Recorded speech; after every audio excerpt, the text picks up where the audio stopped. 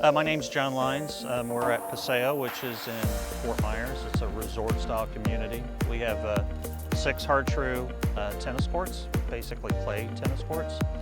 And we recently converted all of our lights to LED. We knew we could save a lot on the electricity, and so we had a group of volunteers. We all worked together, took down the old fixtures. We actually wired them up. We have a master electrician that works with us, that lives here. And so it was just a volunteer project, and it took about a week, but we changed them all out, and the results have been great. We haven't had any failures, instant on, instant off.